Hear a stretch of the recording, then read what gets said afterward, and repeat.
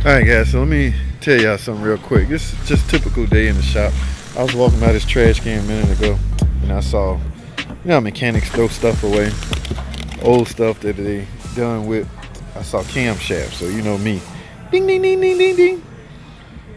Look, this is 4 camshafts, which meaning likely whichever car this was got 4 brand new camshafts on it, right? Now, what are the chances of all 4 camshafts bad? Right now, I'm not here to put anybody on blast. I just want to show y'all how, how I tend to do to help save a customer money or even get a sale across the finish line. All right, one of my goals is to get sales across the finish line. In other words, get them approved. Okay, so like if I write up an estimate and it really needs what it needs, but what it needs happens to cost a lot, I try to shortcut corners by way of parts, not so much labor. Okay, I don't make money on parts. I'm not a big money making guy on parts. So if I need, like say a customer need camshaft and I can get the sale across the finish line by saving her merely $300, all right, I'm gonna try that. So what I tend to do is, I told you I walk around my co-worker's desk or even in trash. I'm in the trash right now. I look like a bum, but who cares? This can right here. Now I don't know which one this is. On the camshaft somewhere it's a label that would tell you where it go, like right exhaust or something like that. But anyway, look at all these lobes. Nothing wrong with this one. Only thing, like I say, guys, camshaft is not technically a wearable item. If you replacing it, likely because it's damaged. Okay.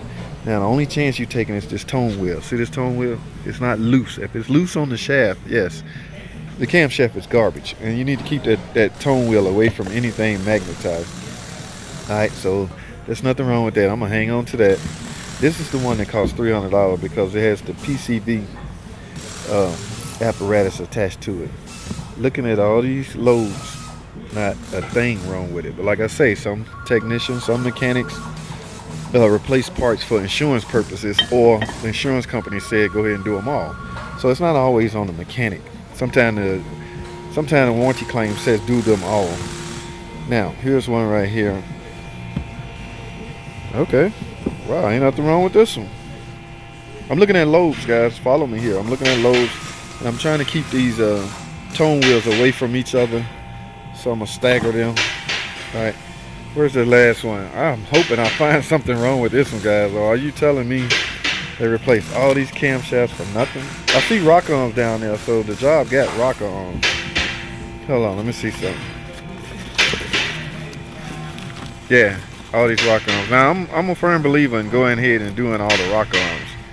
Okay, but camshaft, no, I'm not a big fan of replacing camshafts for no freaking reason. Okay, right here, guys. Found one. Whew, I was starting to get worried. Right here. Y'all see this load? There is no load. So I can't guess at this. I don't know which one this is. Exhaust, bank one exhaust, who knows? But this load right here shot. Yes, I can see replacing this camshaft. But should you do them all because you have one that's damaged? Notice I didn't say worn, I said damaged.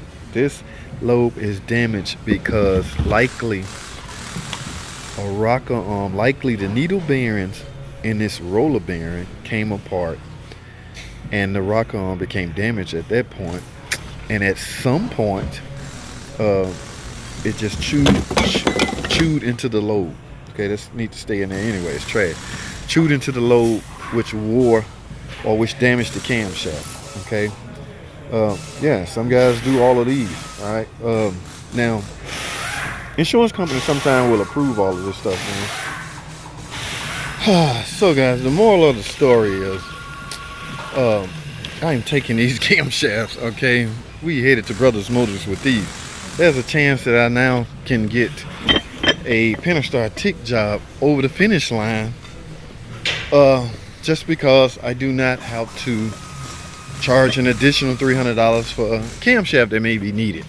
All right, so that's just a tip of some of the little things I do, guys. You can't Guys, listen, hear me out. There's absolutely nothing. Now, a lot of guys get petty and picky. I get a couple of guys, subscribers, you know, real sensitive about certain things. And there's, I don't think I ever had one. I do these a lot, guys. I don't think I ever had one with a tone wheel. That's the only thing I'm concerned with. That's the only thing you should be concerned with. That's the only wearable item on the part, on the the camshaft. It's not really a wearable item. It's just loose. This is press fit. This tone wheel is press fit onto this camshaft. All right. Its job is to report back to the cam sensor the rotation and the location of the cam. All right. It has a lot to do with timing, guys.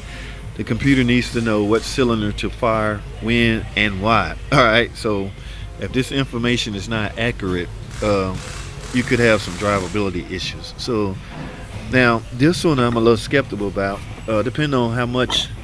But again, guys, there's nothing wrong with these camshafts. All right, so I ain't never taken my car there. No, I will give you an estimate on new camshafts. Okay, it depends on your motive. If you want your car fixed, you want this noise gone, and I go in and perform tear down. This is another way I can perform blind estimates on ticking noise. Remember, I used to tell y'all all the time, I'm a big fan of tear down time. That's the only way you can give a real good accurate estimate.